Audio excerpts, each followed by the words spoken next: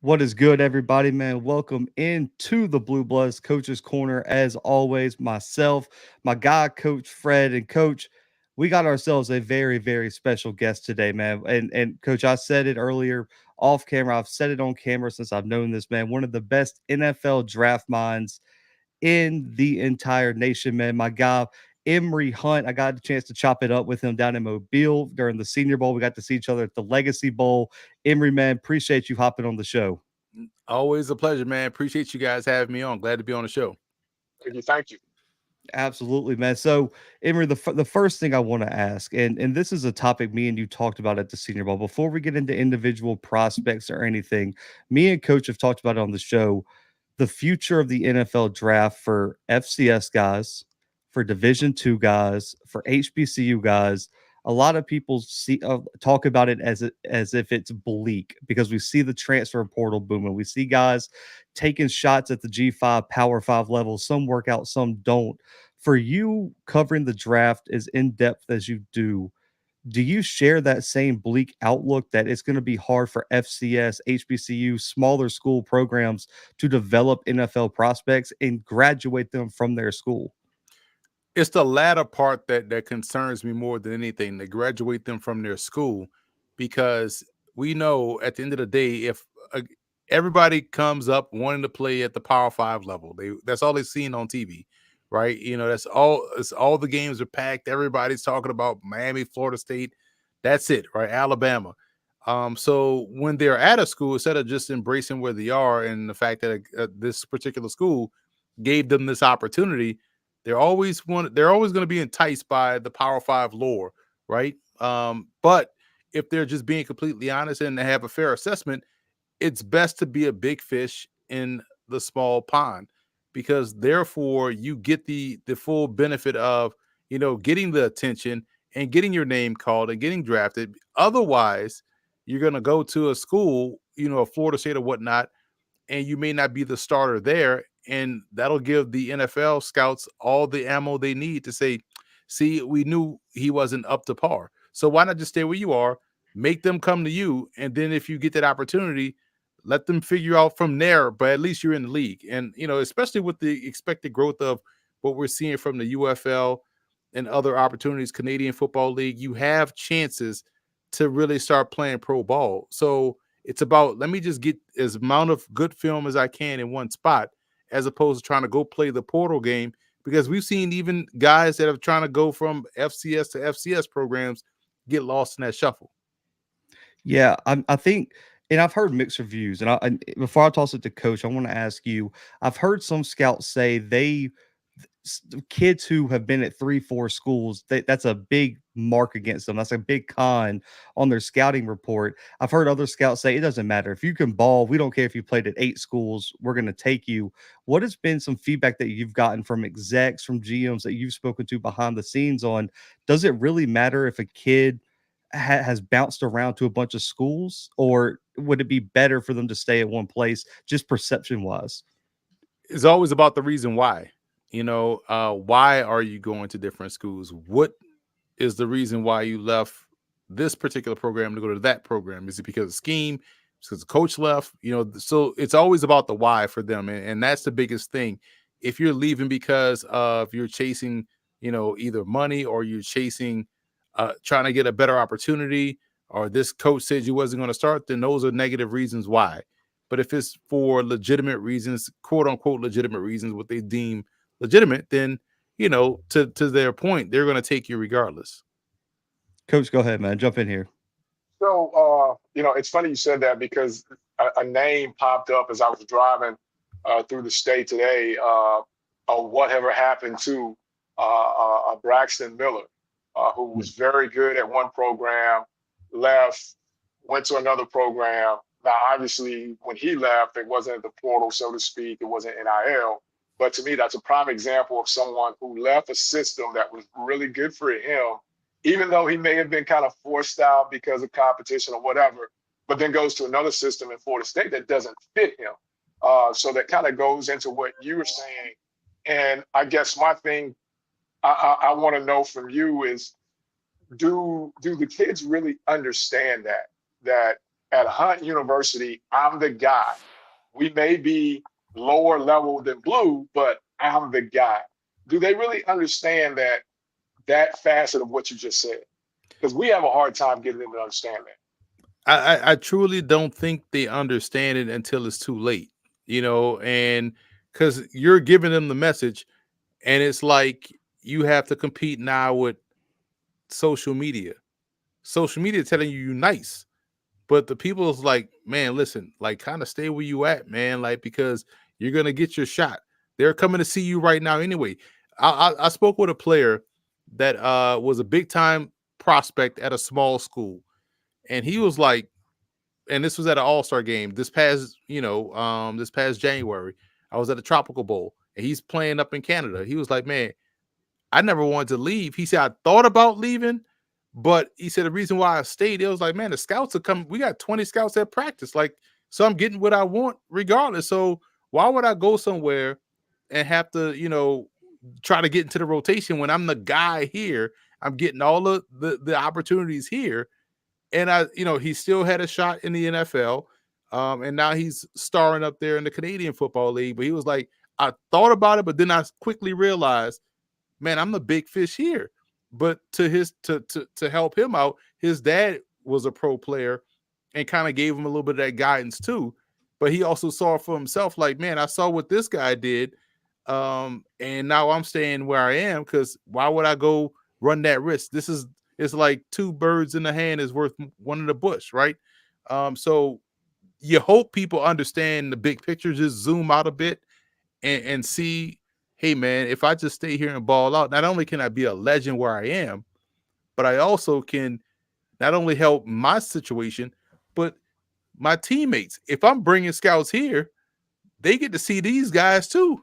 And so that's the other part. People got to have a little bit more perspective. And it's easier as a 42-year-old to say that, because it would be hard for a 19-year-old to hear that, but I with get it. life experiences, that's the thing. And I get it. And then that bleeds on, I guess, kind of where we're going to go with this, because we dealt with that recently at our program. But what was really cool this spring is that we had two guys that are on active NFL rosters come back for the spring game. You know, those guys stayed the course right there in Lorman.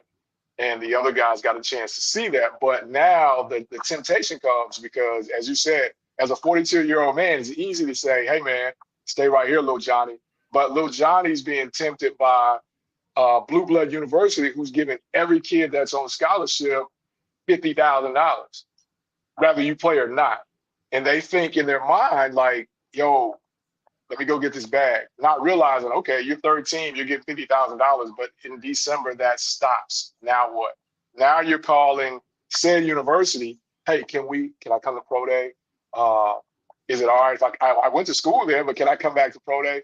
But having one of those guys stay there like we did, and I don't know, are we getting into the prospect part of it? Yeah, go ahead. So, having Jarvion there, he brought every NFL team to campus, some multiple times. And the other guys, like you said, when they were having those days, hey, who's 2? Oh, that's Malik. Who's 14? Oh, that's Monterio. That to me is way bigger than going to Mississippi State for Jarvion and him winding up on second, third team, special teams, and still hoping to get a shot once pro day comes. Whereas if he just stays here, which he did, I think that lane is what opens it up. So I don't think staying with us hurt Jarvion, if Nope. that makes sense. No, go ahead. I'm sorry. No. And I think he kind of got some back and forth that, he was crazy to stay put. He should have left, this, that, and third. But like I said, he had every NFL team come to Lorman to see him. Some came twice. I don't think it hurt him. And that's where your business comes in to, hey, nah, it didn't hurt him at all. Not because here's the thing, and this is probably selfishly viewing it. What should happen is what used to happen is that guys, let's say at the Power 5 level or G5 level, that weren't getting the opportunity, that were really good, was like, you know what, I'll drop down a level to go play, and just to get on the field, get those live reps. I feel like a little bit, we've gotten to the point where prospects don't care about the live reps anymore. It's almost like they don't care to play. And the portal may be a way for some guys to kind of light quit, in terms of, because how many guys, without saying they don't want to play anymore, you go jump in the portal and you just, oh well, nobody picked me up. Like nobody, there's schools for you to go to if it was all about playing ball. But I hopefully, I feel like with enough experience in terms of seeing how guys end up when they transfer multiple times and just kind of get lost in the shuffle, may start to serve as a deterrent to, okay, let me just stay where I'm at instead of going in with the unknown. Yeah, this short-term money is fine, but I'm not going to, take the short-term money and sacrifice long-term riches by, just taking this 50 grand or whatnot and staying here. Yeah, that's a lot of money to someone that doesn't have much or any. But if you have plans on playing long term, you getting live game reps and versus not getting game reps at all is not helping you secure that real bag.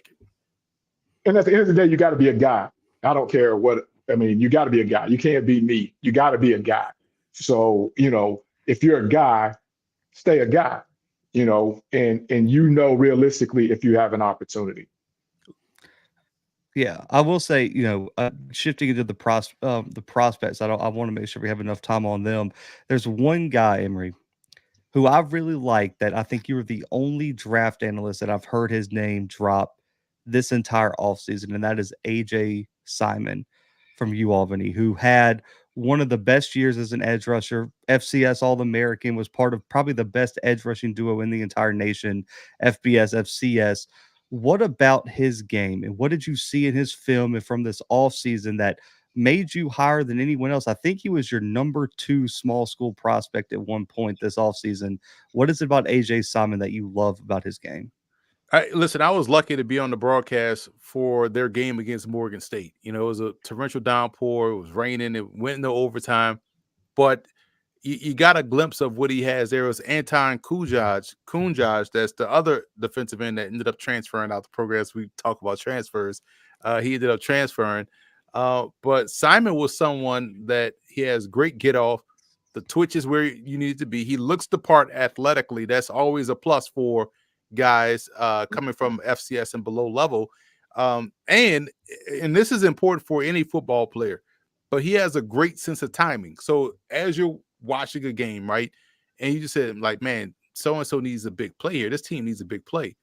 He's the one that's making the play, or a guy that's the playmaker is the one that's making the play.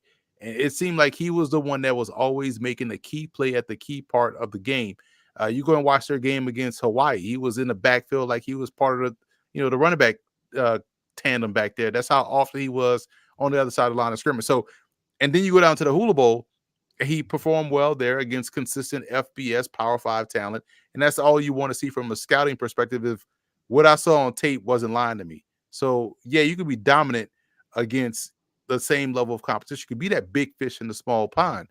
But, okay, now you're in a big pond. Can you still hold up and be a known fish or a big fish? And he was down there in Orlando. I think watching his film, I don't know about you, like obviously seeing him in person, the dude is ripped. Like he has the size, the weight, but he's not that 6'3", 6'4" edge rusher that you're used to. And I think that deceives people because he's stronger than like 95% of the edge rushers in this class. In his first punch, and you know this, Emory, and same for Coach Fred, when the defensive lineman, if you can hit the offensive lineman in the chest with those long arms that he has, and you see them have to reset because they weren't expecting it. He caught so many offensive linemen off guard. I think there was a play against Richmond where I think it was Ryan Cole, who was an All-American left tackle. He took him into the quarterback, and he had no chance. And just that first initial punch was so strong. And I think he also too, his athleticism is off the chart too. He ran well in the 40, if I'm not mistaken, and also his agility was pretty good as well. Emory, is there any chance? I haven't seen many projections for him. Do you think he's a guy that is a UDFA that can make a roster, or do you think he's a guy that someone might take a flyer on late day 3? I could see both scenarios in play, and a lot of times with the incoming draft class or the upcoming draft class, you get a benefit or a little bump from the previous, draft class or who's currently having success. For Bryce Huff having the success he's had, that kind of helps out of AJ Simon because people look at, well, I mean, look at Bryce Huff. Look at how he's playing at his height and his explosiveness. That kind of boosts a guy like Simon up. So now they're not looking at this like, oh, well, he's an undersized defensive end. Case in point, Keaton Mitchell going off last year for Baltimore at 5'7", 5'8", 175 bodes well for Jaden Sherton, who's 5'7", about 190. Because now teams like, man, we wish we had somebody as explosive as Mitchell. Well, here you go. Here's Jaden Sherton. And so now they kind of boost him up a little bit. So, yes, he can either hear himself, his name called on day 3, but at worst, priority free agent for sure, with a chance to really make some noise because he brings so much twitch off the corner.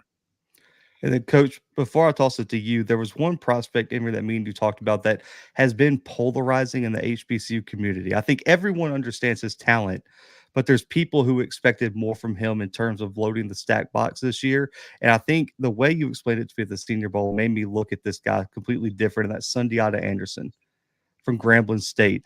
When you listen, I got back from the spring game last year. I went down to Grambling spring game, and I came on here and told Coach, I was like, that kid might not be 6'5". Like, that kid's huge in person when you stand next to him. But when people watch the game film, when you think of the edge rushers that have come from the SWAC, you think of James Houston, Isaiah Land, Jordan Lewis, these guys who put up 20, 25 tackles for loss, had all these stats. You didn't get that with Sundiata, but you got technique. You got run defenses at an elite level for him. What makes him such a unique prospect, and how did you grade him when you kind of turned on the film and watched him progress throughout his career at Grambling? My whole process is unique in terms of that because I was during the fall football season, I'm calling games, college games.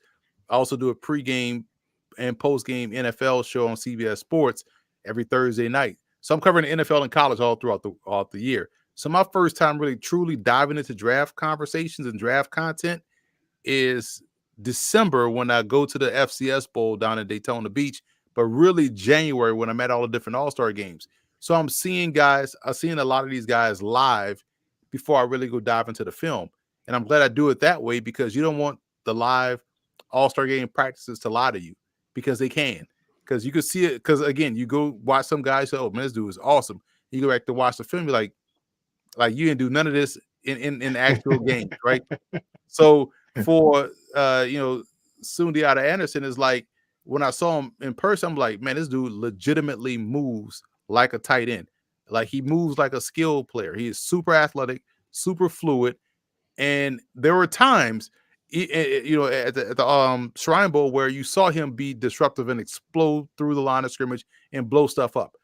Now on film, you still saw that at times, but you still saw the rawness. Like it's almost like at times he didn't have a plan. And so you factor in, okay, he has the stuff that you can't coach. He has the length, the athleticism, the fluidity. If we could just hone his skills a little bit, teach him some technique. Now, I know the NFL is not a teaching technique type league. It's more of a schematic league. But if you get him on a team that, i.e. like Pittsburgh, where they do a good job of developing talent, Baltimore does a good job of developing talent, and you're able to mold him, and then you throw him out. First, you throw him out there on special teams, and you give him some situational stuff. Like right now, hey, you're athletic. Your role will be special teams, get down, cover kicks, or we'll use you as a hired gun. You look at a team like Washington and what they did with, Andre Davis, I believe his last name is, and Joshua Pryor. Those guys were athletic specimen that they brought in late, kind of work with them and then play a little special teams here or there, but they started to get worked into the defense toward the back end of the season. So, Anderson definitely has a place because you can't teach his athleticism. I was shocked that they said he came in at 6'3", because I'm like you, he looked like he was 6'5". Like ain't no way he's 6'3". The long arms, athletic, man, and upside potential because you can kind of see potential there because it's almost like Jadeveon Clowney where at some point in the game he blows something up. He's super disruptive, but you don't see it over the course of a full game. But in certain spots, you see it enough to where it kind of pulls you in. But at least you know with this kid, okay, we can get him better strength and conditioning and nutrition. We could bulk him up a little bit. We could hone his skills, maybe on a practice squad. But we have something here that we can work with and build with moving forward. With that, and you kind of touched on it, which is where I was going to go with the Durant kid the Rams picked up from South Carolina State a couple of years ago. So you are of the belief that by him holding his own, that in some ways does help the FCS HBCU guy from that same type, that same position.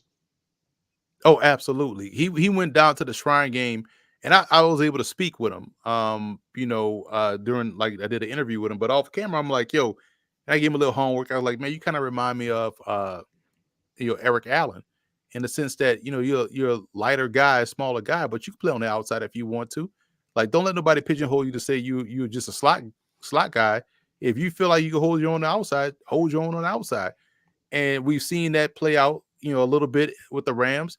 And so now when you see, it used to be one of those rubber stamp sight unseen type situations with Buddy Pugh, and I guarantee we'll see that with Chennis Berry too, where, South Carolina State, I already know what I'm going to get. I don't even have to watch him play. He's going to be a good football player, right? So by him going out there and having a game against Clemson, and that he had put people on the radar, and now they got him into that All-Star game. He balled out there, so he got the opportunity. And all you ask for as an athlete is the opportunity. But it all starts with you making sure you take care of what you can control. Is that when you look at that schedule, we play Louisville, I'm going to show out. If you don't show out in any other game, you better show out against Louisville, because that's all they're going to go to when they look to see your tape, when your name pops up on their scouting radar. And with that, next one, and I want to ask, but I don't want to be controversial, but I got to ask it. Do you see the trend of why go draft Coach Fred when I can get him at a discount for undrafted spot, even though we want it? Does that question make sense? Makes a lot of sense, because that's what the NFL is in the business of, paying you less, because it's like any other business. Profits got to be up here. I can't pay you what you're worth. Then there won't be enough money for me, right? So I gotta kind of find ways to knock you down. Oh, wow, you got caught drinking a Diet Pepsi. I can't have that in my program. Like, let's knock him down around. You know what I'm saying? If he came from, South Carolina State, got to knock him down around. Like, we could probably get this guy cheap, So the league is all about that. And it doesn't matter if you are at USC or at, South Carolina State. They don't really care that you got caught smoking weed. They only care, we can talk about it because now we're going to drop you lower, so we can pay you less. They truly don't care about, the rampant drug use. No, because if you could play, and if they got whiffed that anybody else was getting ready to take you, well, I mean, I smoked the weed before, I did, like they try to justify it so they can get ahead and pick you. So the league is always kind of conniving like that, so it don't matter. But to your point, I could see that being in the mindset of the player that says, well, man, if I my chances are limited here, but not necessarily, man, because it is all about the talent. Like, it just frustrates me sometimes, probably selfishly, where you see a raw talent come from the coach at the small school, recruited you out of high school. You were overlooked. They got you. They brought you in, developed you. They gave you the nourishment, gave you an encouragement. You blossom into an All-American. You blossom into a superstar. And then at first glance, here comes the Power 5 state, and I'm in. And then you forget where you came from. You get to the league, and I'm Emory Hunt, Louisville. You're like, damn, bro, like, man, you just spent 7 years with us, like. So, but I hate that part, and I hope that doesn't consistently be the norm. Guys got to remember, stay where you are. This is the first person that gave you that opportunity. You kind of, I don't want to say owe them, but it would be cool if you kind of gave them respect of seeing it through. Over the course, I mean, man, listen, I thought I traveled a lot. I don't think anyone travels more than you from like late December to the beginning of March 8th. I mean, it's insane that you get to all these All-Star games.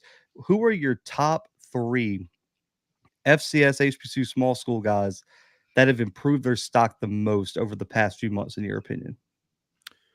Wow, because again, I've seen a ton. And the fact I like that you said FCS, because otherwise, you adding in D2, D3, Oh, NAIA. I know you got. Listen, before Right. we get out of here, you're You gonna have got to it. tell Coach You about got Slippery it. Rock because I know you have a guy at Slippery Rock that you will pound the table for. I Yeah. said you got it. Listen, we look like Kyle Sheets been like I've been the number one on the Kyle Sheets bandwagon since during the season. I was able to catch one of his games and I was like, this dude got the juice, right? 6'3", 222, can get vertical down the field, great hands catcher, catching the ball away from his body, all those good things, right?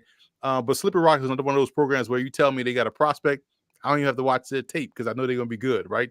But sticking to the FCS, HBCU type players, over the David White, the receiver from Western Carolina, popped out of my head almost immediately. Off the bus, looks the part, well put together receiver. He's built like Chad Johnson, where he's just you can tell he's been in the weight room. No McDonald's, right? So he is physically fit, athletic, had a really good um, Hula Bowl or Shrine Bowl, looked the part, played really well there. Can jump out the gym. Did a lot of great things athletically. You're starting to hear a lot more buzz about him. Teams are impressed with what his skill sets are, and he had some 30 visits on deck or whatnot. So I thought he improved his stock.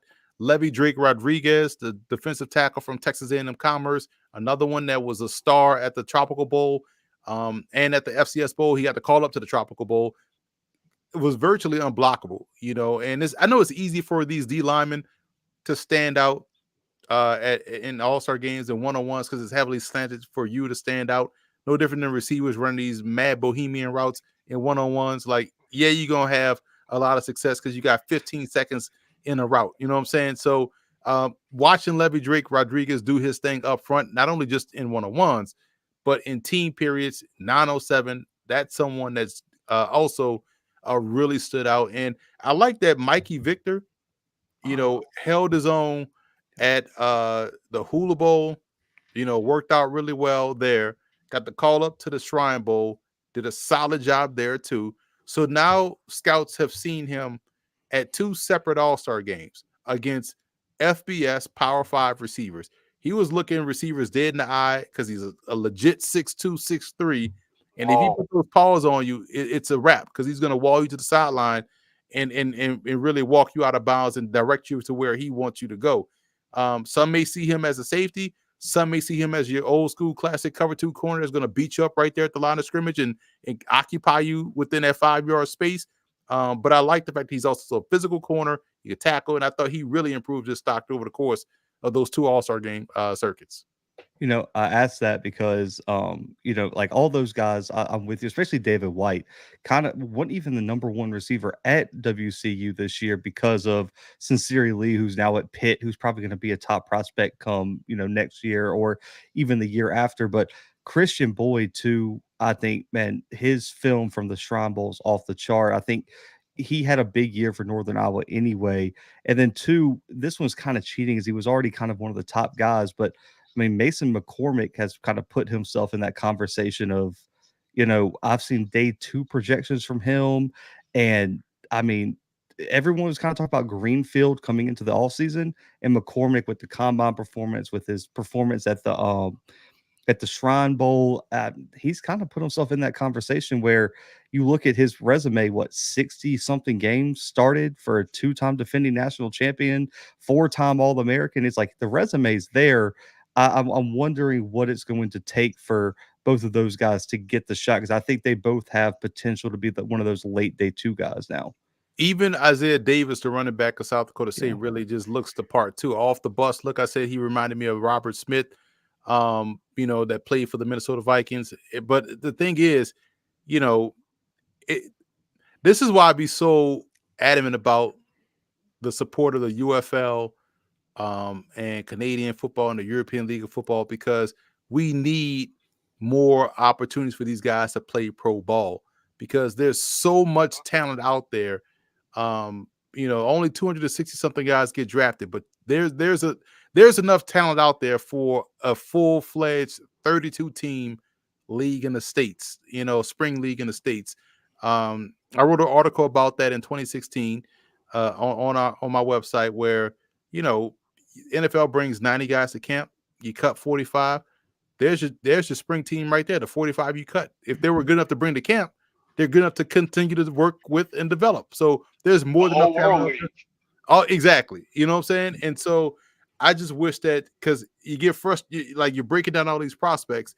It's like, man, I'm excited to see how this guy is going to play and develop. And you just hope they get an opportunity to do so in the right situation. Right. My bad, B. Because I think that plays into it as well. If I'm a receiver and I get signed undrafted, and I'm going to a team that has John Taylor, Jerry Rice, Terrell Owens, JJ Stokes, that don't bode well for me.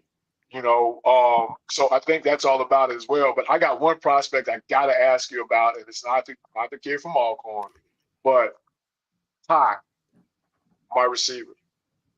I knew it was coming. Who? Ty James. Ty James from Mercer. Oh, listen. I was a big fan of him and Deveron Harper. Like, yes. James is someone. James who had a nice start to Hula Bowl week. Then I think he tweaked something and left. But James he's a physically well put together receiver. Mercer passing game definitely accentuated that. And I thought he had the start he had to the Hula Bowl week. Case in point, this was maybe day 2 or 3. I can't remember, because I was there from the Monday through the game, because I was the sideline analyst for the game. And I remember a scout for an AFC team walking up and down like, where's James? Where's the Mercer kid? Is that who's 14? Who's? And so I knew he had left early. I found out earlier that practice. So I had to pull him to the side, like, hey man, you looking for the Mercer receiver? He had an injury, so he had to leave. He was like, oh man. So he was doing his thing, man. And then, just unfortunate that the injuries are a freak occurrence. It wasn't anything major, but you don't, if you're a small school guy and you tweak something and you're not going to be able to be 100%, they're looking at, exactly, so you're not going to be your best. Let me go get healthy for my pro day or my workout. And I think that's what happened. But yeah, I love him as a player, man.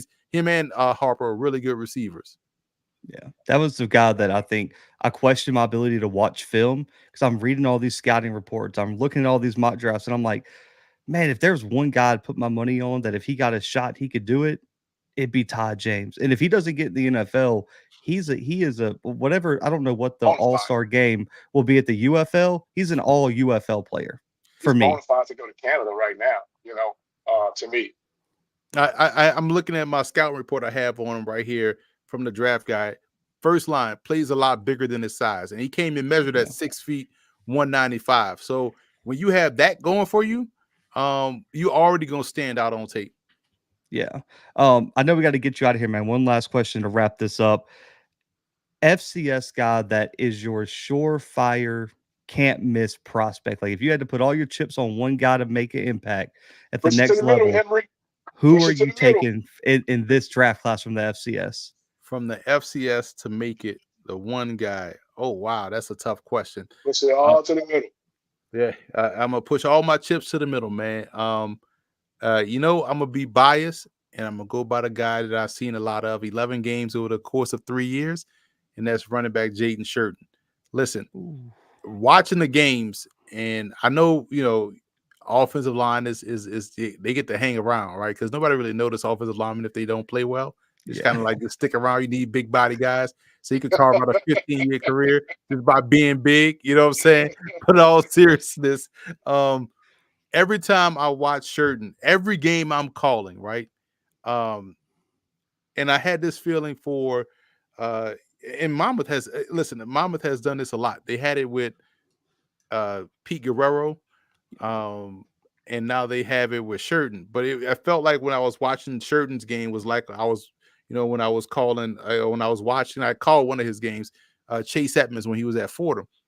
Every time Sherton touched the ball, I felt like he was about to break one. And that in and of itself is a skill. That in and of itself is a nightmare for a defense because you cannot be out of place. You got to be gap sound. Your lane integrity got to be where it needs to be. You got to be disciplined in your approach. You got to take good angles because if you don't, it is over with. And so I had that feeling about Tariq Cohen too because I was at the game, the first Celebration Bowl when he had like 300 yards rushing and had like a punt return touchdown. I was like, every time this dude touched the ball, Sherton I'm talking about, you just felt like he's about to score. There were some times where, again, I'm supposed to be neutral calling the game, where he's on the cusp of a 300-yard game, and I know Coach going to take him out. I want to call down, like, Coach, just leave him in, just for TV's sake. Like, let him get that 400. You know what I'm saying? So that's someone I'm going to hold it down for my running backs and lean in on that. So that's I, all I'm lo- going to go with. I love that pick because I talked to him after the Walter Payton ceremony 2 years ago. And I told him, I said, tell your coach to stop letting your backup steal your touchdowns. Because that kid should have had like 27 rushing touchdowns, and they gave it to the fullback, and the quarterback's pulling on read options, and the backup running backs got like 12 touchdowns. And I'm like, tell them you rush for all the yards. Don't take them out at the goal line and give someone else the touchdowns. I hated that. But man, Emory, I know we got to get you out of here. Thank you so much, man. Go ahead, Coach, real quick. Emory, can you answer one more question for me? Absolutely. And it kind of goes to what you just said. And I'm asking because we have a kid that plays running back, just like the kid you just pushed it to the middle all about. With the value of the running back in the NFL going down, do you think that gives the guys at our level that can play, that are dudes, a better opportunity to make a team and stick because they don't want to pay the Saquon Barkleys. They don't want to play the big names, the millions and millions, when we know we can get 4 years from Hunt, 5 years from Fred at a little above minimum. Do you see that trend happening? Because I hear talk about it all the time, but you're inside of it. I mean, is that what you're seeing? Well, think about the Steelers. They had Alfonso Graham as well. He just got hurt, during camp. And he was another one that was kind of like Sherton, where you just knew he was about to break a big play. And hopefully he gets back to full strength to where he can go out there and compete for a job with the Steelers in that backfield, because you're right. And Grant was like 5'9", 190, something like that. So yeah, if you stand out and you ball out at an FCS level, as a running back, as long as shows like the Bluebloods are around and the number one running back defender is out there speaking on a platform, there's always going to be someone vouching for these backs. You know what I'm saying? Yep. But as long as they're out there consistently doing what they're supposed to do, and they have to have that wow factor. Everyone like how they say chicks dig the long ball in baseball. Everybody loves the home run. You hit a couple of these home runs, and people are going to start talking about you. You're going to be viral, and then next thing you know, you're going to be on a major network highlights, and next thing you know, everyone's going to start talking about you. And then boom, here you are popping up in an all-star game with a chance to shine. Yep. And there's another one coming from South Dakota State. His name is Amar Johnson, and he has every bit of explosiveness that you're talking about. One playability, man. I've been on that. Yeah, he just needed Isaiah Davis to graduate finally. That's what he was waiting on. But Emory, man, I appreciate you so much, man. I definitely appreciate you. I love chopping it up with you, man. One of the best minds in general, X's and O's scouting, NFL draft. Real quick, man, plug up and listen, the best scouting. I mean, I don't know if I could point out where Slippery Rock is, and you got guys from Slippery Rock that you have me looking for if they're going to be drafted on day 3. Let people know where they can find all your scouting, man, where they can find your work, and anywhere they can find you. Well, listen, the draft guide is out now. It's the largest draft guide out there. We have over 900 individual scouting reports. So, Coach, I do have a scouting report on your wide receiver, Montario. Very big fan of him. So you can find a lot of these individual scouting reports. And I keep stressing that because a lot of people may list the top 10 and then they'll have a list of 100 guys. No, those 100 guys, we all have reports on them. And it's a full color PDF, over 900 prospects. If you purchase all of the digital guides that we've had since 2020, right now you'd be sitting on over 4,300 individual scouting report. So you know a lot about the NFL players, CFL, UFL, because we have reports on damn near everybody. And you can find that at footballgameplan.com/2024 draft guide. Also, keep it locked on CBS Sports Network. You'll see me on there talking draft. And on CBS Sports HQ, I'll be on day 2 and day 3 coverage. I like to wear that hat, Mr. Day 3, because why not, right? Who else going to talk about these players on a large platform on day 3? Your boy got you. But make sure you keep that out. And follow me on Twitter at FBallGamePlan. That Hey, is why. get That your is why guys this at guy's the CBS, best. man. Get your guys Yeah. at CBS, man. Plug my guy. I Yeah, got that's you. my a, guy. Say less. It's already done. It's already That's in Plug the my works. guy. that's a fact, man. That is why he's the best in the business, guys. Listen, the link to purchase all the draft guide will be in the bio of this video. We'll also post it when we promote the show over the next few days. Tune into the NFL draft. Check out my guy Emory, CBS Sports HQ. And man, stay tuned. He's definitely going to hop back on the show. And I'll listen, DM you. we're going to have to do a live show at the Senior Bowl, Legacy Bowl next year, man. So we'll have to get that in the work as well. But guys, for Emory, Hunt, for Coach Fred, for myself, for the Blue Bloods, man, we are out for right now.